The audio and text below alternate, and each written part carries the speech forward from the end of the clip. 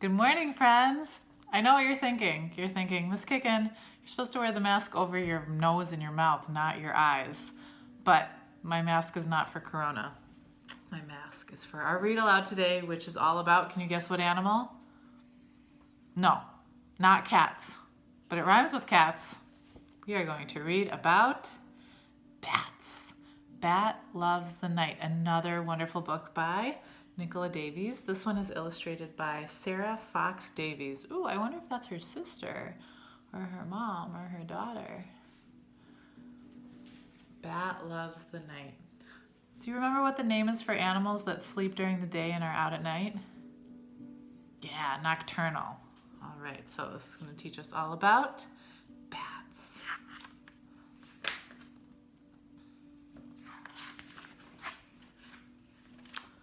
This page might be kind of hard for you to see in the video, but it has some cool facts about bats and some pretty illustrations.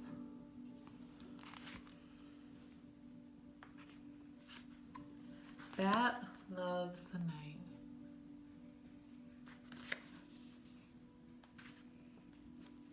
Bat is waking upside down as usual, hanging by her toenails.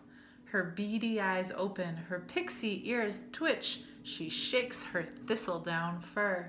She unfurls her wings, made of skin so fine the finger bones inside show through. The pipistrelle's bat's no body is bigger than your thumb. Whoa, that's tiny. The bat's wing is its arm and hand. 4 extra long fingers support the skin of the wing. Whoa.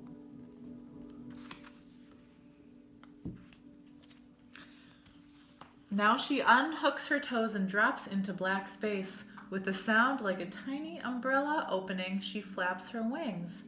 Bat is flying. Bat's toes are shaped like hooks, so it's no effort for a bat to hang upside down. Oh, can you imagine if you had hooks on your toes? That would be super cool. You could hang anywhere. Out! Out under the broken tile into the nighttime garden.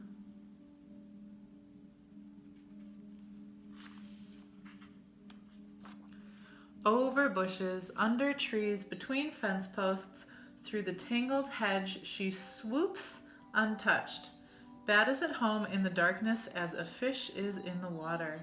She doesn't need to see, she can hear where she's going.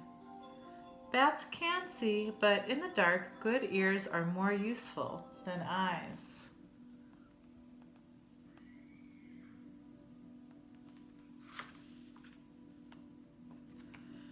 Bat shouts as she flies, louder than a hammer blow, higher than a squeak. She beams her voice around her like a flashlight, and the echoes come singing back. They carry a sound picture of all her voice has touched. Listening hard, Bat can hear every detail, the smallest twigs, the shape of leaves. Using sound to find your way like this is called echolocation or echolocation. The noise bats make when they shout is too high for humans to hear. So what's going out into the air? What makes sound?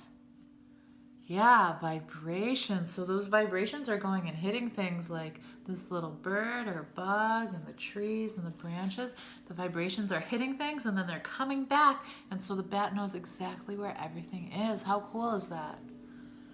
Gliding and fluttering back and forth, she shouts her torch of sound among the trees, listening for her supper. All is still.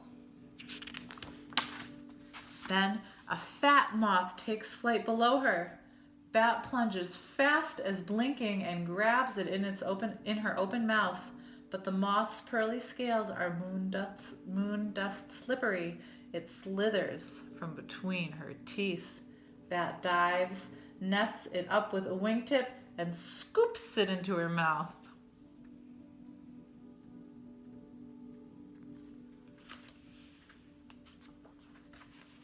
This time, she bites hard. Its wings fall away like the wrapper from a candy. In a moment, the moth is eaten.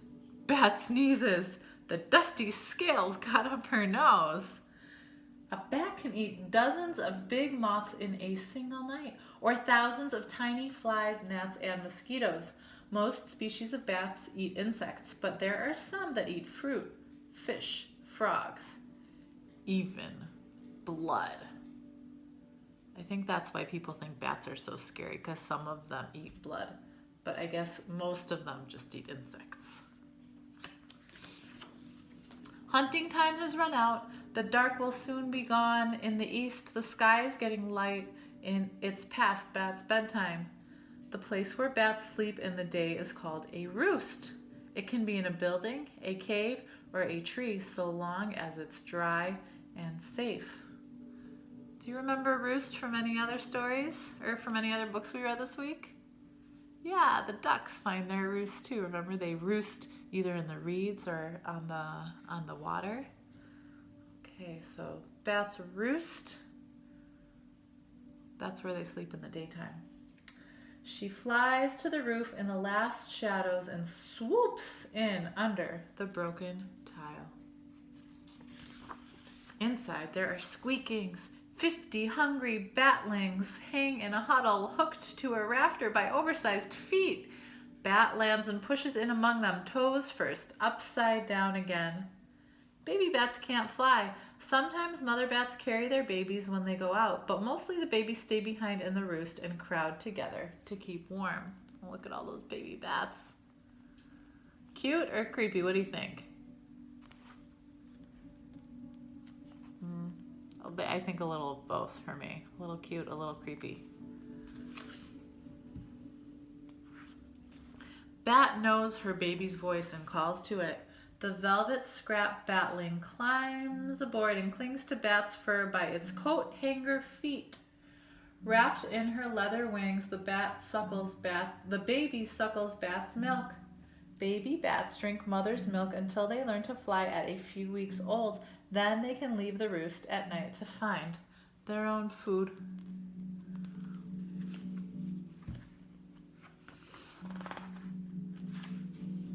Outside, the birds are singing. The flowers turn their faces to the sun, but inside the roof hole, the darkness stays. Bat dozes with her batling, waiting. Bats are nocturnal. You know that word. That means they rest by day and come out at night to search for food. And there's the mama bat and her baby. Her batling. When the tide of night rises again, Bat will wake and plunge into the blackness, shouting, Bat loves the night. What do you think is going to be after the last page?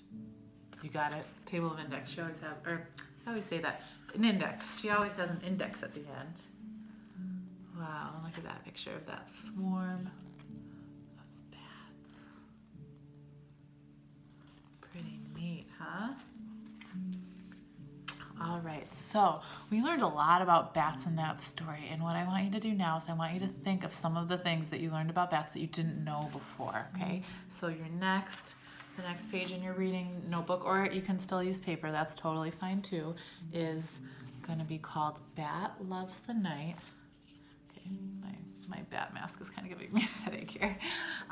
So I wrote some facts that I learned that I didn't know before I read this book.